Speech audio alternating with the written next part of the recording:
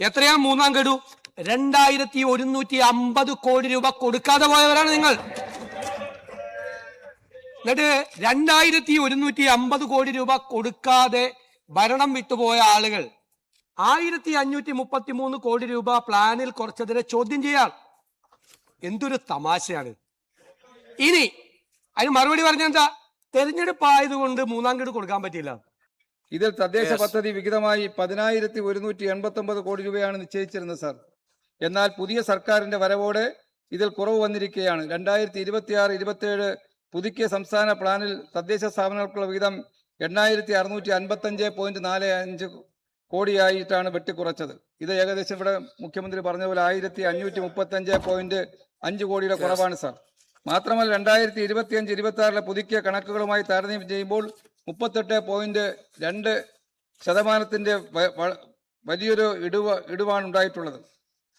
Sir, കഴിഞ്ഞ ധനകാര്യമന്ത്രി അവതരിപ്പിച്ച അവസാന ബഡ്ജറ്റ് സംസ്ഥാന ധനകാര്യ കമ്മീഷന്റെ നിർദ്ദേശങ്ങൾക്ക് അനുഭാവപൂർവമായ നിലപാടാണ് സ്വീകരിച്ചത്. തദ്ദേശ സ്ഥാപനങ്ങൾക്കുള്ള general purpose fund, maintenance fund എന്നിവ ഉയർത്തുകയും പ്രാദേശിക സർക്കാരുകൾക്കുള്ള വികസന ഫണ്ട് 11.6% വർദ്ധിപ്പിക്കുകയും ചെയ്തിരുന്നു സാർ. തദ്ദേശ സ്ഥാപനങ്ങളുടെ വരുമാനം വർദ്ധിപ്പിക്കാൻ local government board of finance സ്ഥാപിക്കുക എന്ന സുപ്രധാന തീരുമാനവും കഴിഞ്ഞ ബഡ്ജറ്റിൽ നിർദ്ദേശിച്ചിരുന്നു സാർ.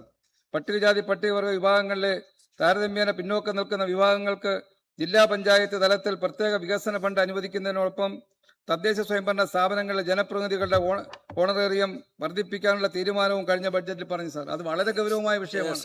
കേരളത്തിലെ എല്ലാ ജനപ്രതിനിധികളും MLA-മാരും MP-മാരുടെ മുന്നിലെല്ലാം അവർ നിരന്തരമായി പറയുന്നൊരു വിഷയമാണ്. അത്തരം വിഷയത്തെ സംബന്ധിച്ച് ബഡ്ജറ്റിലും പരാമർശിക്കുന്നില്ല. തദ്ദേശ സ്ഥാപനങ്ങളോടുള്ള ഒരു അവഗണനയുടെ ഒരു ഉദാഹരണമാണ് സാർ അത് കാണിക്കുന്നത്. എന്നാൽ വികേന്ദ്രീകരണത്തിന് വലിയ ഊന്നൽ നൽകിയ കഴിഞ്ഞ ബഡ്ജറ്റുകളിൽ നിന്ന് തികച്ചും പുറകോട്ട് പോകുന്ന സമീപനമാണ് ഇപ്പോൾ UDF സർക്കാർ സ്വീകരിക്കുന്നത്. സാർ, എൻ്റെ മണ്ഡലത്തിലെ നെടുമങ്ങാട് മുനിസിപ്പാലിറ്റിയിൽ സാധാരണ പ്ലാൻ വിഹിതമായി കഴിഞ്ഞ ബഡ്ജറ്റിൽ പറഞ്ഞിരുന്നത് 9.32 കോടി രൂപയായിരുന്നു. എന്നാൽ ഇത്തവണത്തെ പുതുക്കിയ ബഡ്ജറ്റിൽ പറയുന്നത് 2.3 കോടി രൂപയായി വെട്ടിക്കുറച്ചിരിക്കുകയാണ് സാർ. ഇത് മുഖ്യമന്ത്രിയുടെ മണ്ഡലത്തിന്റെ കാര്യം ഞാൻ നേരത്തെ സൂചിപ്പിച്ചു സാർ. അതുപോലെ സാർ, സമയമുണ്ട്, നോക്കാം. ഇവിടെ തദ്ദേശ മന്ത്രി ഉണ്ടല്ലോ, തദ്ദേശ മന്ത്രി, അദ്ദേഹത്തിന്റെ ജില്ലയിലെ പെരിന്തൽമണ്ണ 5.6 കോടിയായിരുന്നു 1.9 കോടിയായി. സാർ, പൊന്നാനിയിലെ നഗരസഭയുടെ അവസ്ഥ എന്താ? 9.8 കോടിയായിരുന്നത് 3.3 ആയി മാറി. സാർ, മഞ്ചേരി 10.3 ആയിരുന്നത് 3.4 കുറഞ്ഞു. സാർ, തിരൂരിലെ 5.1 ആയിരുന്നത് 2.1 ആയി. മലപ്പുറത്തിന്റെ സ്ഥിതി 11.7 കോടിയായിരുന്നത് 2.5 കോടിയായി കുറഞ്ഞു സാർ.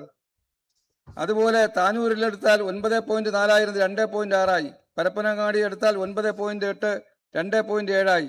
ഇങ്ങനെ ഓരോ മുനിസിപ്പാലിറ്റിയുടെയും തുക കുറഞ്ഞത് അവിടങ്ങളിലെ പദ്ധതികളെ ബാധിക്കുന്ന സ്ഥിതിയാണെന്നുള്ള കാര്യം ഞാനിനി പ്രത്യേകം പറയണ്ടല്ലോ സാർ. സാർ, പല മുനിസിപ്പാലിറ്റിയിലും പഞ്ചായത്തുകളിലെല്ലാം ഗ്രാമസഭ കൂടി പദ്ധതി പ്ലാൻ അംഗീകരിച്ച് അതിനുശേഷം എങ്ങനെ ജനപ്രതിനിധികൾ അവിടുത്തെ ജനങ്ങളെ കാണാൻ കഴിയുന്ന അവസ്ഥ ഉണ്ടാകും? പ്ലാൻ ഉൾപ്പെടെ വാർഡ് സഭകളിൽ അംഗീകരിച്ച് പോയതിനു ശേഷം ജനപ്രതിനിധികൾക്ക് ആ ഫണ്ടില്ലെന്ന് പറഞ്ഞാൽ അവർക്ക് പുറത്തിറങ്ങാൻ പറ്റുമോ? അപ്പോൾ ഇത് ഇങ്ങനെ ഒരു വളരെ ഗുരുതരമായ സാഹചര്യമാണ് സാർ. തദ്ദേശ സ്വയംഭരണ സ്ഥാപനങ്ങളുടെ കൈകാലുകൾ സർക്കാർ കെട്ടിയിട്ടിരിക്കുകയാണ്. ഇവിടെ ബഹുമാനപ്പെട്ട മുഖ്യമന്ത്രി വാചാലനായി പറയുമ്പോൾ ഭരണപക്ഷത്തെ 102ന്റെ ബലത്തിൽ നല്ല കയ്യടി കിട്ടും. പക്ഷേ നമ്മുടെ പഞ്ചായത്തുകളിലെ മെമ്പർമാരുടെ സ്ഥിതി എന്താ? അവരെ കയ്യും കാലും കെട്ടിയിട്ടിരിക്കുകയാണ്. കയ്യും കാലും ഇട്ട് അടിക്കുകയാണ് അവർക്ക് വല്ലാത്തൊരു സ്ഥിതിയാണ് ഇപ്പോൾ ഉണ്ടായിട്ടുള്ളത്. അതുകൊണ്ടാണ് ഇത് ഈ വിഷയം ചർച്ച ചെയ്യണമെന്ന് പറയുന്നതിൻ്റെ കാര്യം. സാമ്പത്തികമായി അവയെ വരിഞ്ഞു മുറുക്കിയിരിക്കുകയാണ് സാർ. ദൈനംദിന പ്രവർത്തനങ്ങൾ പോലും നിലയ്ക്കുന്ന അവസ്ഥയായിട്ടുണ്ട്. ലോകം ചർച്ച ചെയ്ത പ്രാദേശിക വികസനത്തിലെ കേരള മോഡലിന്റെ കടക്കൽ കത്തിവെക്കുകയാണ് സാർ UDF സർക്കാർ. തദ്ദേശ സ്വയംഭരണ സ്ഥാപനങ്ങളുടെ പ്ലാൻ ഫണ്ട് വെട്ടിക്കുറച്ചതും സ്പിൽ ഓവർ അനുവദിക്കാത്തതും മൂലം തദ്ദേശ സ്വയംഭരണ സ്ഥാപനങ്ങൾ ഗുരുതരമായ സാമ്പത്തിക പ്രതിസന്ധിയാണ് സാർ. സാർ, ഇവിടെ ധനകാര്യ കമ്മീഷന്റെ കാര്യത്തെക്കുറിച്ച് പറഞ്ഞു. വികസന ഫണ്ടിൽ വരുത്തിയ കുറവിന് പകരമായി ധനകാര്യ കമ്മീഷൻ ഗ്രാന്റ് വർദ്ധിപ്പിച്ചിട്ടുണ്ട്. എങ്കിലും ആയത് പ്രശ്നപരിഹാരത്തിന് ഉതകുന്നതല്ല. വികസന ഫണ്ട് ഉപയോഗിച്ച് ചെയ്യാവുന്ന പല പദ്ധതികൾക്കും ധനകാര്യ കമ്മീഷൻ ഗ്രാന്റ് ഉപയോഗിക്കാൻ കഴിയില്ല സാർ. ധനകാര്യ കമ്മീഷൻ ഗ്രാന്റ് ട്രേഡ് ഫണ്ട്, അൺട്രേഡ് ഫണ്ട് എന്നിങ്ങനെ 2 കമ്പോണന്റ് ആയിട്ടാണ് നൽകുന്നത്.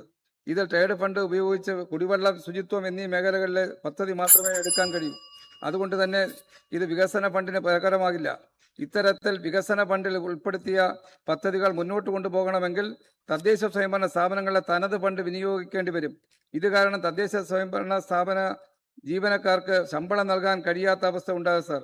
നിലവിൽ തന്നെ ഒട്ടേറെ ഗ്രാമപഞ്ചായത്തുകളും നഗരസഭകളും സർക്കാർ നൽകുന്ന ഗ്യാപ്പ് ഫണ്ട് ഉപയോഗിച്ചാണ് ജീവനക്കാർക്ക് ശമ്പളം കൊടുക്കുന്ന അവസ്ഥ.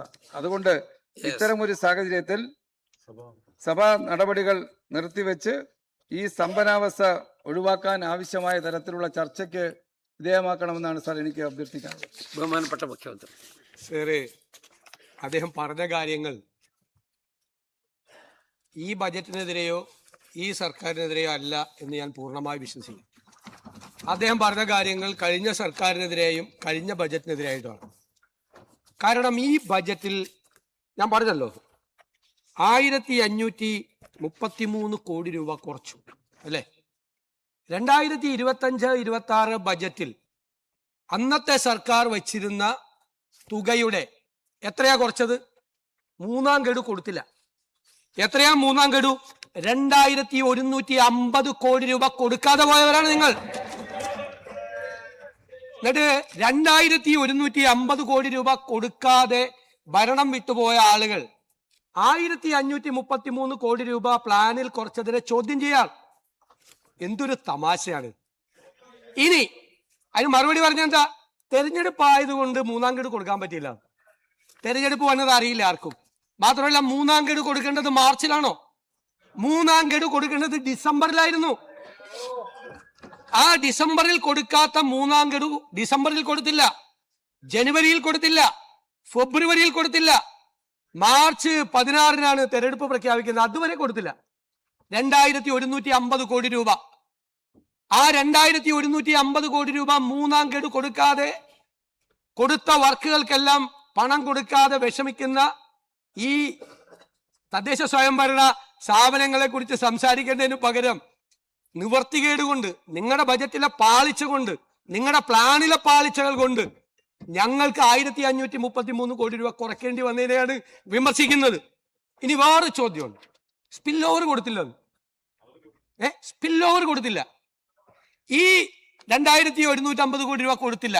ഓക്കെ, ബജറ്റിൽ ആ തുക വെച്ചിട്ടുണ്ടോ? ഈ കഴിഞ്ഞ ബജറ്റിൽ ആ തുക വെച്ചിട്ടുണ്ടോ സ്പിൽ ഓവർ കൊടുക്കാൻ? വെച്ചിട്ടില്ലല്ലോ. വെച്ചിരുന്നുവെങ്കിൽ 10,183 കോടി രൂപ ഉള്ളു പ്ലാനിൽ. അതിൽ 2000 കോടി കൂടി കുറച്ചാൽ 8000 കോടി രൂപയേ ആവുള്ളൂ കഴിഞ്ഞ പ്ലാൻ. ഈ പ്ലാൻ 8655 കോടി രൂപ കൊടുത്തിട്ടുണ്ട്. ആ സ്പിൽ ഓവർ മാറ്റിയ ആ പ്ലാൻ 8000 കോടിയുള്ളൂ ഈ വർഷത്തേക്ക്. കഴിഞ്ഞ ബജറ്റിൽ വെച്ചിരിക്കുന്ന പ്ലാൻ 8000 കോടിയേ വരുള്ളൂ. 2150 കോടി കുറച്ചാൽ അതിനേക്കാൾ കൂടുതൽ തുക 8655 കോടി കൊടുത്തിട്ടുണ്ട്. ഇനി ഈ സർക്കാർ വന്നില്ല എന്നൊന്ന് സങ്കല്പിക്കുക. കുറച്ചു നേരത്തേക്ക് ഒരു സന്തോഷം കിട്ടുമല്ലോ. ആ സർക്കാരിന്റെ ബജറ്റ് തുടരുകയാണെന്ന് വിചാരിക്കുക. അല്ലല്ല, ഒന്ന് സങ്കല്പിക്കുക. ആ സർക്കാർ തുടരുകയാണെന്ന് വെക്കുക. തീർച്ചയായിട്ടും ഈ വർഷം ഒരു പുതിയ ബജറ്റ് ഉണ്ടാവില്ല. ആ ബജറ്റ് നടപ്പാക്കിയിരുന്നുവെങ്കിൽ, അതായത് 10,189 കോടി രൂപ ലോക്കൽ ബോഡിക്ക് അനുവദിച്ച ആ പ്ലാൻ ഈ വർഷം നടപ്പാക്കിയിരുന്നുവെങ്കിൽ, ഈ വർഷം ആ പ്ലാൻ 35,000 കോടി രൂപയുടെ ആ പ്ലാൻ നടപ്പാക്കി വരുമ്പോ 20,000 കോടി ഇല്ല. അപ്പൊ എത്ര കുറയ്ക്കേണ്ടി വരുമായിരുന്നു അറിയാമോ? 57% തുക കുറയ്ക്കേണ്ടി വരുമായിരുന്നു. ആ ബജറ്റാണ്, ആ പ്ലാനാണ് നടപ്പാക്കിയെങ്കിൽ 57% എന്ന് പറഞ്ഞാൽ എത്രയാണെന്നറിയാമോ? 5,750 കോടി രൂപ. ഇവർ നീക്കിവെച്ച 10,000 കോടി രൂപയുടെ 5,750 കോടി രൂപ നടപ്പാക്കാതെ പ്ലാൻ കട്ട് നടപ്പാക്കേണ്ട ഗതികേടിൽ ആ ഗവൺമെന്റ് ഉണ്ടാവുമായിരുന്നു. 5,750 കോടി രൂപ പോയതിന് ഞങ്ങൾ പറഞ്ഞിട്ട് പൊതുസമൂഹത്തോടും നിയമസഭയോടും എല്ലാവരോടും പറഞ്ഞ് കാര്യം ബോധ്യപ്പെടുത്തി 1533 കോടി കുറച്ചതാണ്. എന്തൊരു നിങ്ങൾ തന്നെ ഞാൻ പറഞ്ഞാൽ ഇങ്ങോട്ട് വിരൽ ചൂണ്ടുമ്പോൾ 4 വിരലും നെഞ്ചിന്റെ അകത്തോട്ടാണ് കയറിപ്പോണത്. നെഞ്ചിന്റെ അകത്തോട്ട് കയറിപ്പോവാ. പിന്നെ ഇപ്പൊ പറഞ്ഞു പട്ടികവർഗക്കാരുടെ പ്രശ്നം പറഞ്ഞു. ഒരു ബജറ്റിൽ കഴിഞ്ഞ ബജറ്റിൽ പ്ലാൻ കട്ട് എത്രയെന്ന് അറിയാമോ? പ്ലാൻ കട്ട് 500 കോടി. SC-യുടെ നിങ്ങളുടെ ഗവൺമെന്റ് അന്നുകൂടി അവതരിപ്പിച്ച അന്നുകൂടി മന്ത്രിയായിരുന്ന മന്ത്രിസഭ പ്ലാൻ കട്ട് SC-യുടെ ഏർപ്പെടുത്തിയത് 500 കോടി, ST-യുടെ 112 കോടി. ഇതെല്ലാം പറഞ്ഞിട്ടാണ് ഇത് വരുന്നത്. സർ, ഇത് യാഥാർത്ഥ്യ ബോധത്തോടു കൂടിയുള്ള ബജറ്റാണ്. നമുക്ക് അത്രയും നമ്മുടെ കയ്യിൽ പൈസയുള്ള ഒരു വിഷയമുണ്ട്. ഞാനത് പറയാം. എന്താ വിഷയം എന്ന് വെച്ച് കഴിഞ്ഞാൽ, ഈ 16ാം ധനകാര്യ കമ്മീഷന്റെ ശുപാർശ പ്രകാരം ഈ റൂറൽ ലോക്കൽ ബോഡികൾക്കുള്ള ഗ്രാന്റ് കുറവാണ്. റൂറൽ ലോക്കൽ ബോഡികൾക്കുള്ള മറ്റേ അർബൻ ലോക്കൽ ബോഡികൾക്കുള്ള ഗ്രാന്റ് കൂടുതലായിട്ടാണ് അവർ വെച്ചിരിക്കുന്നത്. അതായത് അവര് റൂറൽ ലോക്കൽ ബോഡിക്ക് 405 കോടി രൂപയും അർബൻ ലോക്കൽ ബോഡിക്ക് 2145 കോടി രൂപയാണ് ഈ വർഷത്തെ വകയിരുത്തൽ. നമുക്ക് കേരളത്തിലെ 83% പ്രദേശവും അർബൻ ഏരിയ ആണെന്ന് പറഞ്ഞിട്ടുള്ള ഒരു തെറ്റായ കണക്കാണ് നമ്മുടെ 16ാം ധനകാര്യ കമ്മീഷൻ വെച്ചിരിക്കുന്നത്.